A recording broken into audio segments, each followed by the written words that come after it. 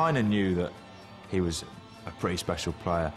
But even then, never expected him to score a goal that good. And I don't think Argentina expected him to score a goal that good. He's got back well.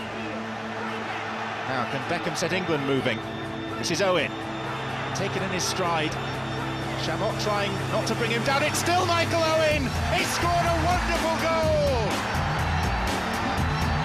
Is there nothing beyond this 18-year-old? Everyone off the bench. And what a moment for the teenager. And for England. You know, for an 18-year-old lad to have so much composure right at that final moment, it was like he was let loose in the playground. You know, and he went out there and just absolutely stamped himself right on the World Cup scene with an unbelievable goal.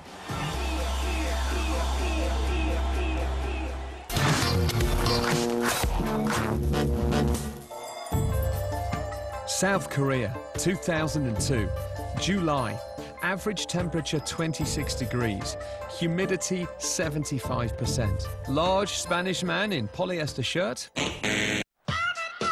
Yes, shocking moment number 45 is Jose Antonio Camacho and his ridiculously sweaty pits.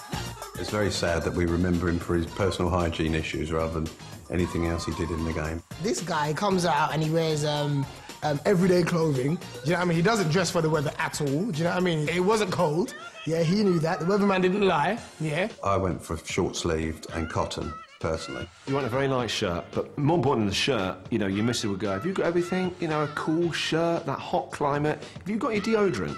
You know, didn't any of the players say, hey, Camacho, have you tried this? It's called deodorant. Just give it a go. Just please give it a go. There was a lot going on under that armpit, do you know what I mean? And I'm thinking to myself, that's not going to help the team for confidence, is it? I mean, any time he put his hands up to demonstrate, they must be going, oh, crikey. You know, he'd switch off.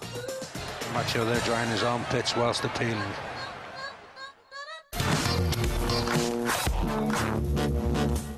The Roy Keane story was huge. Do you know, Roy Keane does what Roy Keane wants to do and won't be told by anybody.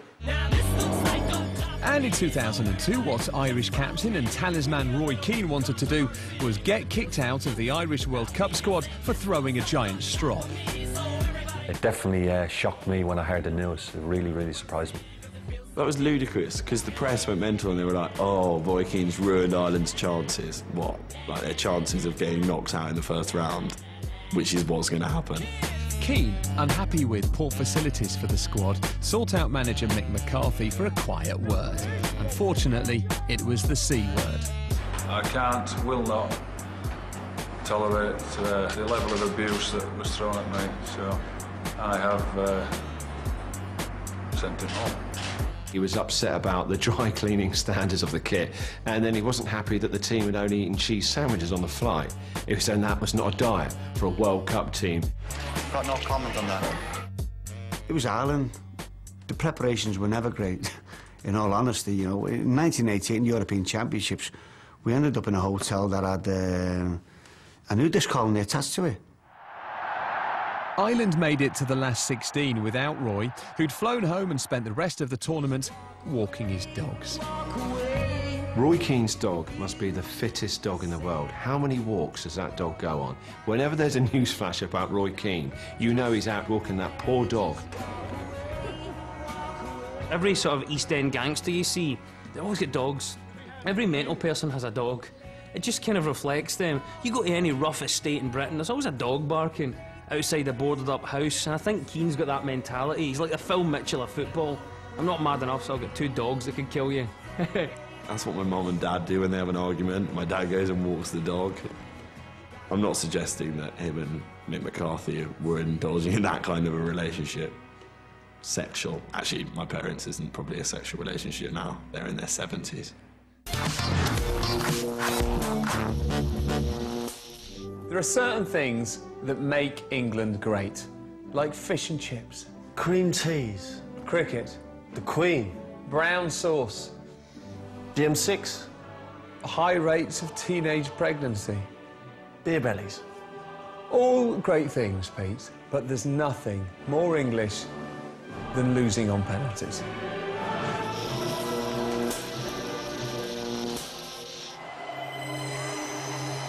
when it goes to penalties, what happens to England?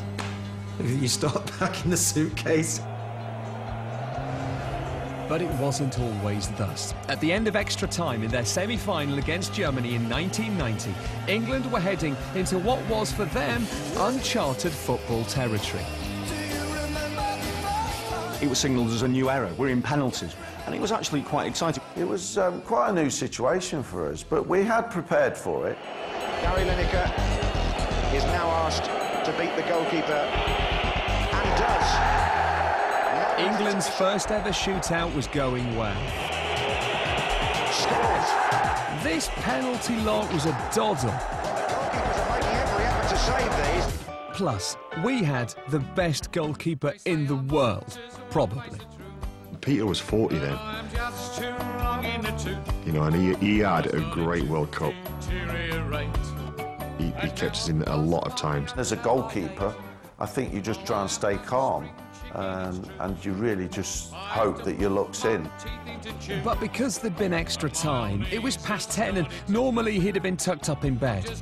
He knew what to do, he just couldn't quite do it anymore. Plus, he was up against Das Oberpenalty-Maschinen. The Germans so ruthless. Yes, yes, yes. All of their penalties were perfect. It's just like, what is this penalty machine? With the score level at 3 penalties each, up next was Stuart Pearce, regular taker and scorer for his club. Pearce had a thunderous shot, and the only thing at risk was the net. If there's one person you'd bet your life on would be able to pull it out the bag for England. Can he do it for England? He can't! Ilgner has made a save. Everyone was very shocked when Psycho missed, even himself. He probably didn't imagine he was going to miss. But worse was to follow. That means that England have to score the next one to stay in it. But everything was OK, because up next was Chris Waddle, and he was clearly relishing the prospect. His shoulders are hunched, he's not even focused, he's not looking at the goal. He looked dejected. He didn't half give it some welly, though. It wasn't even just close, was it? Skied it over the bar. He should never have had his hair cut. Love Chris Waddle. And when he smashed that over the bar, oh, you feel the whole nation sort of all burst into tears at the same time. It's dreadful. Most players, I don't care what they say, most players want someone else to miss. And I know that a lot of players where you come on, you put your arm on his head, and you're really thinking, thank God it wasn't me.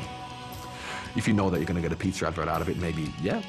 Yes, whilst we were all too upset even to eat, Mrs. Waddle and Pearce cashed in with an advert. Pan pizzas, unless I'm mistaken. Taking the pizza out of all of us.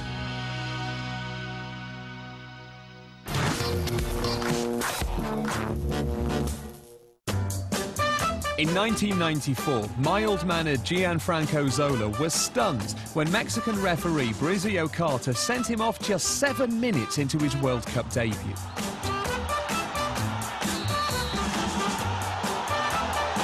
And it's a red card. It was a ridiculous decision by the referee, and I know that these happen to every country, but that one really sticks in the mind. Would have to say that I think a red card is harsh. I think, you know, he took it quite well, considering.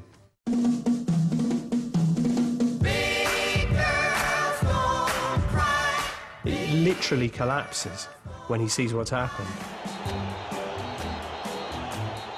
He's on his knees, sort of holding his chest, like a baby. He gets even more sort of petulant and he starts trying to pull in the advertising hoarding. Verge of tears. Verge of tears. But while there was pain for Zola, Nigeria's Sunday Olasey seemed overjoyed with his teammates' apparent injury.